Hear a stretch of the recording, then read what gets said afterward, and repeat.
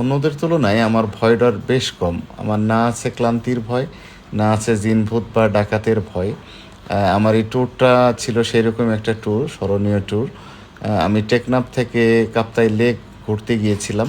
টেকনাফ থেকে কাপ্তাই লেকের দূরত্ব প্রায় 290 কিলোমিটার। এই 290 কিলোমিটার আমি একাই রাইড করে গেছি। প্রথমে চট্টগ্রাম গেছি, তারপরে সেখান থেকে কাপ্তাই লেক। তারপরে যখন আমি কাপ্তাই লেক বেড়ানোর শেষে কাপ্তাই পানি বিদ্যুৎ কেন্দ্র দেখার জন্য ট্রাই করি, বাট পারমিশন না থাকে আমি সেখানে ঢুকতে পারিনি।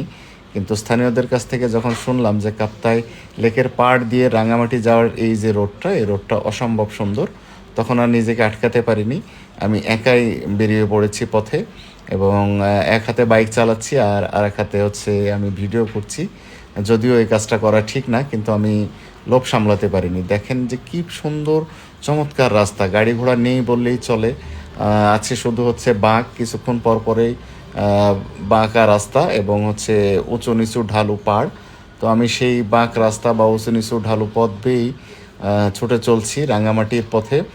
এবং আমার এক পাশে হচ্ছে, আমার ডান পাশে, ভিডিওর ডান পাশে হচ্ছে কাপ্তাই লেক, আর বাম পাশে হচ্ছে পাহাড়। তো লেক এবং পাহাড় দেখতে দেখতে এরকম করে ছুটে চলার যে কি আনন্দ, এটা কল্পনাও করা যায় না বা ভাষায় প্রকাশ করাও সম্ভব না। এই যে আমার ডান পাশে দেখতেই পাচ্ছেন লেকের পানি স্বচ্ছ, পরিষ্কার জলরাশি। তো পথের ক্লান্তি আমি ভুলে গেছি, রাস্তার সৌন্দর্য দেখে আমি ছুটে চলছি এবং নির্ভীক নির্ভয়ে ছুটে চলছি।